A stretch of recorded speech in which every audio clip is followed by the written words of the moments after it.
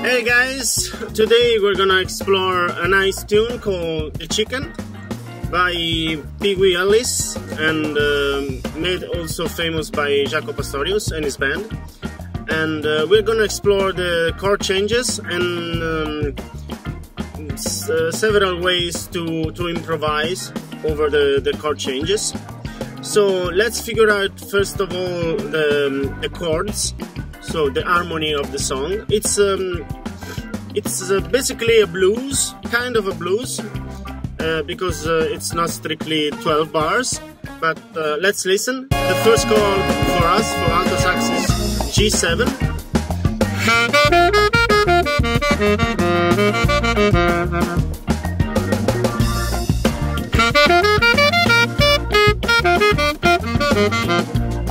So let's start by playing the arpeggio of this chord, and then we go to the next one, the C7,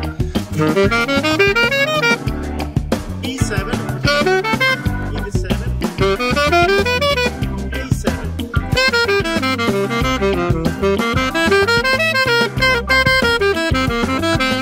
riff, and back on top, G7.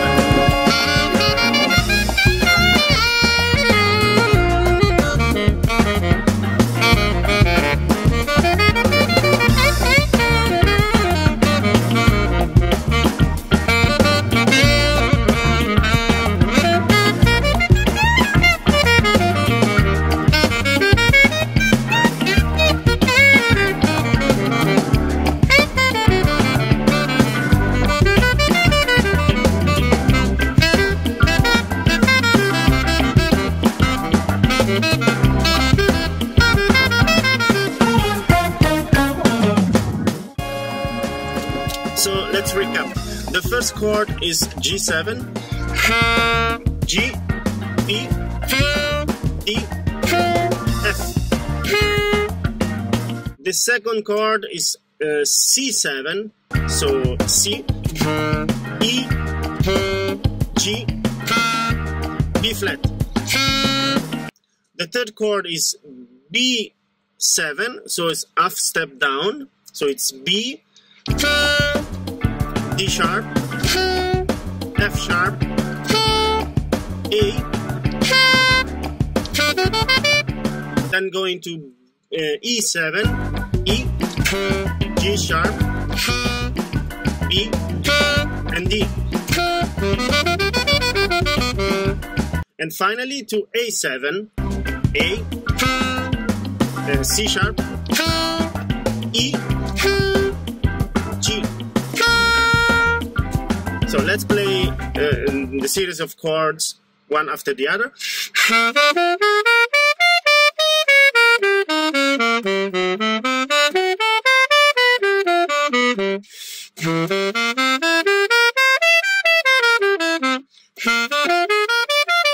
And back on top. So those are the chords of the song, and the first way to learn how to move around a song is to learn the chords by heart. So learn these arpeggios by heart and how they change with the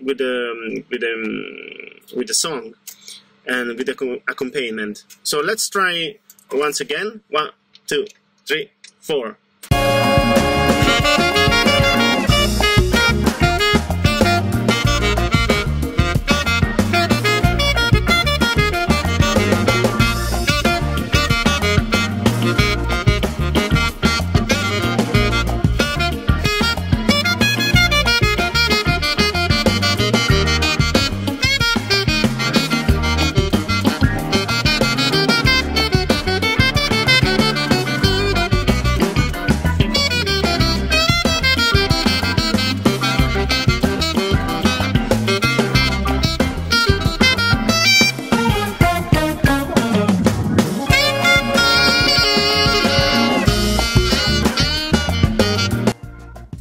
So this was the whole structure, just played over arpeggios. So this is very important because first of all, you don't have to think too much. So you have no tricks or patterns to remember. It's just the the notes from the chords. So the most important thing is when one chord goes into the next. So that's the most critical point, and you need to connect these chords together. So if I go from G7 to C7,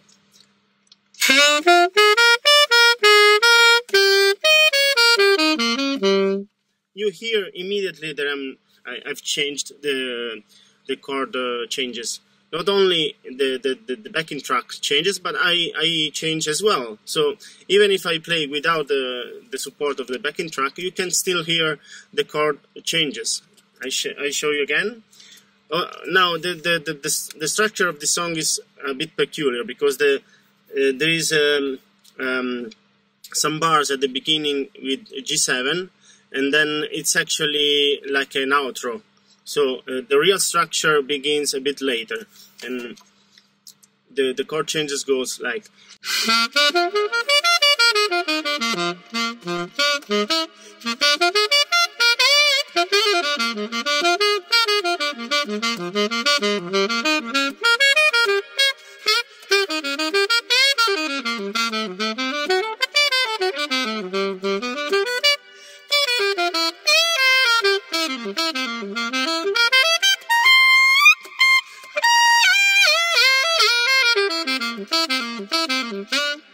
And then there is the riff and the outro. So let's say this is the first approach that you can have with the song, and you need to reach a certain level of confidence before moving on. So there are endless permutation of these arpeggios. So it's not an easy task, but it's doable because the number of chords are limited, and the most important thing is the character of the chords are all the same. They are all dominant chords. So you don't have fancy chords or diminished or alter the chord changes. It's very easy to follow. And the only thing when one chord moves to the next, especially when the C7 goes to the B7, that's half toned down. That can be a bit tricky, but it's doable if you slow down the particular point of connection. So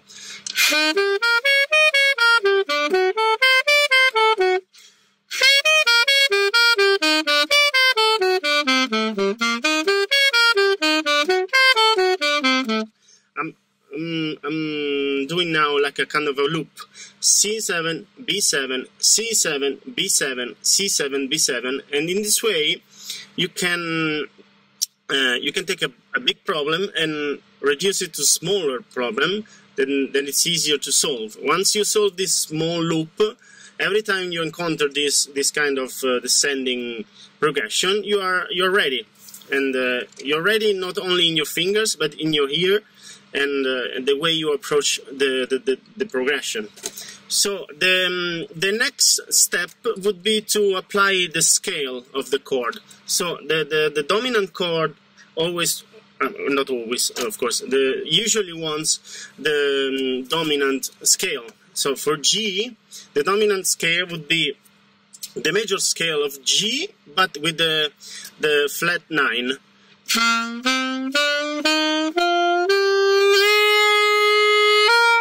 So the F is natural, is not sharp.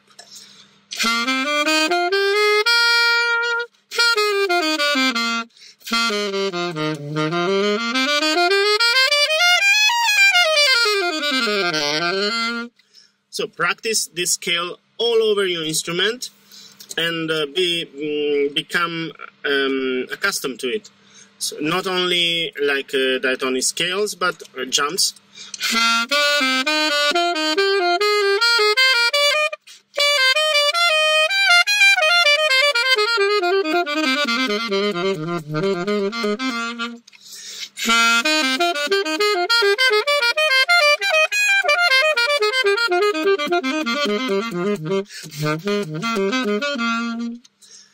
This is only for G. Then you have to do the same for C7. That is like the major scale of C, but with the flat 9, so the B flat.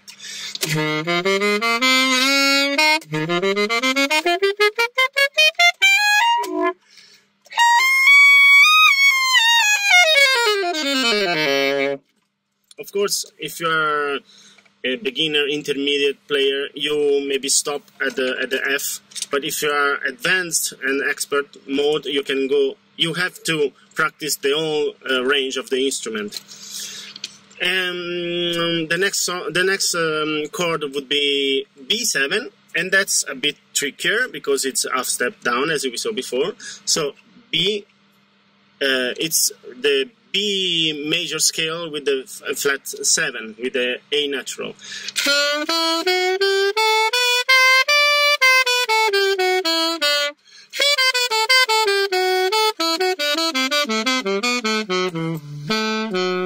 So you go from C7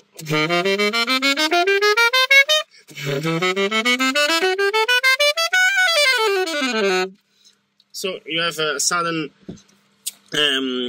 half step down passage, but it's doable once after you practice, of course. So the same applies for every chord. You practice the diatonic scale, you practice jumps, and all the kind of permutation that you can think about, and of course the arpeggio. The next chord is E7. Same thing, the E major scale with the flat 7, so it's the D natural.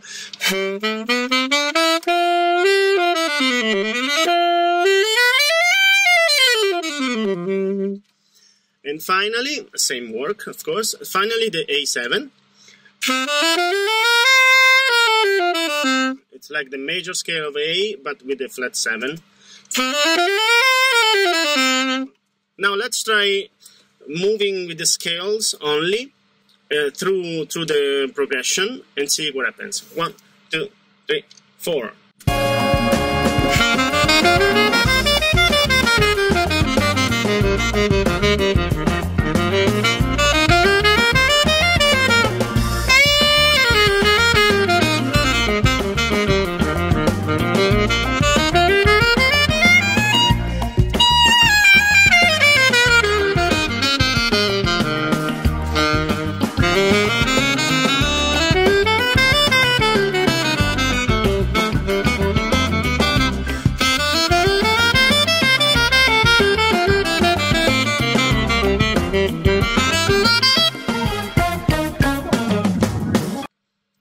Okay, now I already a bit mixed it up, because for me it's actually quite challenging to go back to the basics and play only the basics. But generally speaking, it's pretty doable. And of course, you don't have to always practice with the original backing track. You can also practice with a metronome with a slower tempo. That's very important.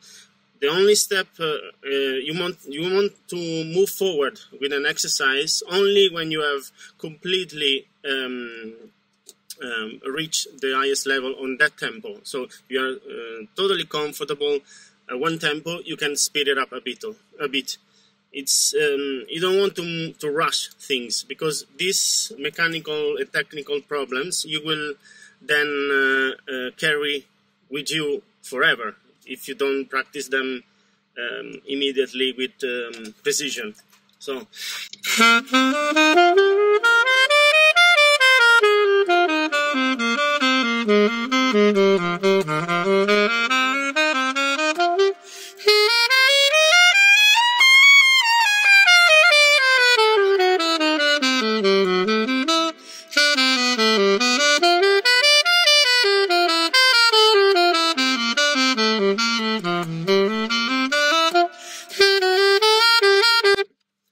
already, only with arpeggios and scales, we can kind of create a decent solo, because of course you don't have to play every single beat, every single 8 or 17 of the song. You can apply pause, and that's a very important tool for an improviser. Let's give it a try. 1, 2, 3, 4.